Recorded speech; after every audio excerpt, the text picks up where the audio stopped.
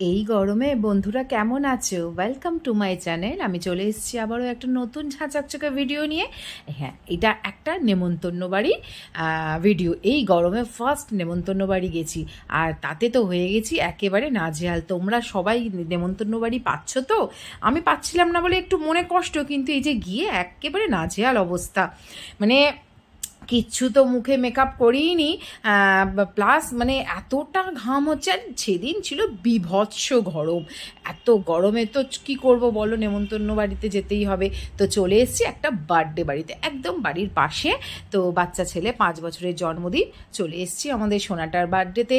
তো এসে তো দেখছি মহা আনন্দে কেক কাটা হয়ে গেল এবং স্টলে বসেছে ফুচকা। তো কি বলো তো, এই গরমে হঠাৎ, আর আমাকে আজকে একটু তাড়াতাড়ি বাড়িও ফিরতে হবে, সেই জন্য আর স্টলের দিকে এগোলাম না। আমার মেয়ে একটু চুকচুক করছিল ফুচকা খাওয়ার জন্য, তো যথারীতি ফুচকা না খেয়ে কেক দিচ্ছিল। তো কেক নিয়েই কিন্তু আমরা বসে পড়লাম আবার খেতে। কেকটাও খেতে পারিনি, কারণ তোমাদের দাদাভাই তাড়াহুড়ো করছে।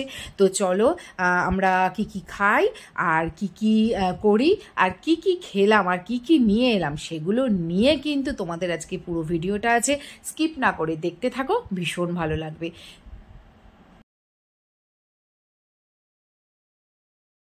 These brothers my guys, know that we fly, know that they ride or die. Why they wanna move like that? Where you want gone? Why you want act like that? Why you play hard? No rush, go and move dumb. Back and forth, push and shove. Make your peace and love into peace and gloves. Now you gotta do it right now. তো যথারীতি দেখো, পাখা তো বহুত চলছে, কিন্তু একটাও গায়ে হাওয়া লাগছে না।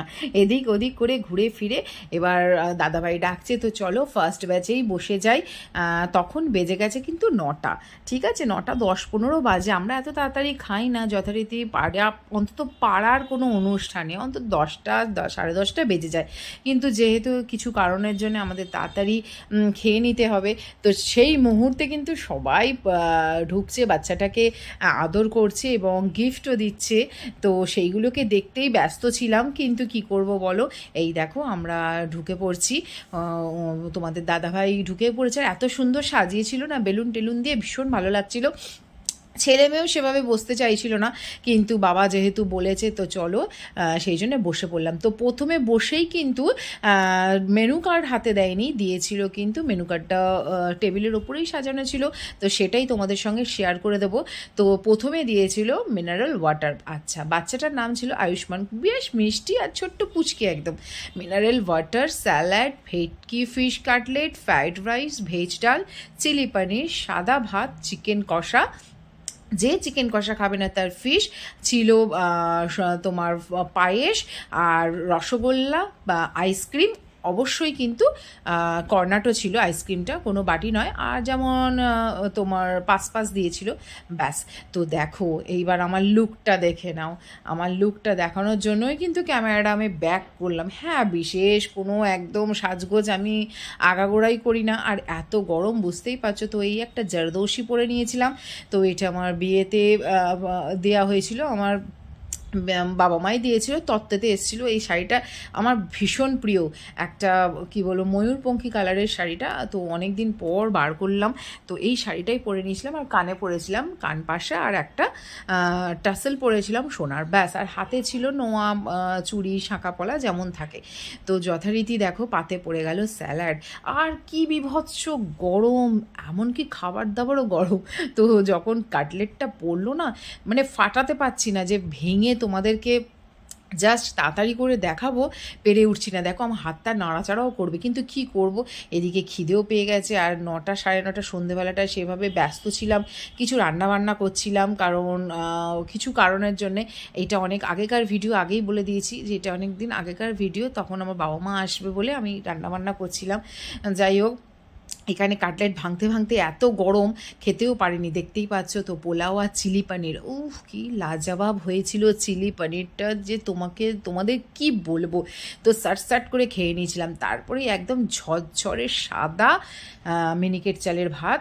অবশ্যই এটা মিনিকেট ছিল, কারণ এটা বাঁশকাঠি ছিল না, সেটা মোটামুটি আমি একটু চিনি। সেই জন্যই তোমাদের বললাম। আর চলে এসছে একদম পাতলা করে, নো ঝাল, নো সেভাবে কোনো কি বলবো ঝালে যে আড়ম্বর পড়লো, তেলে যে সেইভাবে না, কারণ অনেক বাচ্চারাই খাওয়া দাওয়া করবে, সেই জন্য একদম বিনা ঝাল আর কম তেলে রান্না করা এই চিকেন কারি। তো চিকেন কারিটা দিয়ে আমি ভাত কষিয়ে কষিয়ে খেয়ে নিলাম। কষিয়ে কষিয়ে খাওয়ার পরে মনে হলো আরও একটু নিই, কারণ গরমটাও ছিল, কিন্তু গরম থাকলে কি হবে, আমি একটুখানি আরেকটু রাইস নিয়ে নিলাম। রাইস নিয়ে নেওয়ার পরে খেয়ে নিলাম। তারপরেই চলে এসছে দেখো পায়েস। আর ওইটুখানি ভাত খেতে পারিনি, বিভৎস বললাম গরম, তো সেইভাবে ভাত খেতেও পারিনি। তো পায়েসটাও কিন্তু খুব মিষ্টি ছিল আর খুব টেস্টি ছিল, অল্পতেই একদম মন ভরে গেছে। তো যথারীতি এবার দেখো রসগোল্লা ভেঙে নিয়েছি। এবার রসগোল্লা ভেঙে গপ করে গালে দিলাম, কারণ এতক্ষণ সব গরম গরম খেয়েছি, এবার একটু ঠান্ডা ঠান্ডা না খেলে হবে। তো রসগোল্লাটাও তোমাদের দেখিয়ে দিলাম, ভীষণ সুন্দর, আর ভেতরে কিন্তু ফাঁপা ছিল, খুব টেস্টি ছিল। কিন্তু যে অনেক কিছু খেয়েছি সেমনি না, এই দেখো আইসক্রিমটা হাতে নিয়ে বাড়ি চলে এলাম। তো টাটা, কেমন লাগলো ভিডিওটা অবশ্যই কমেন্টের মাধ্যমে জানাবে।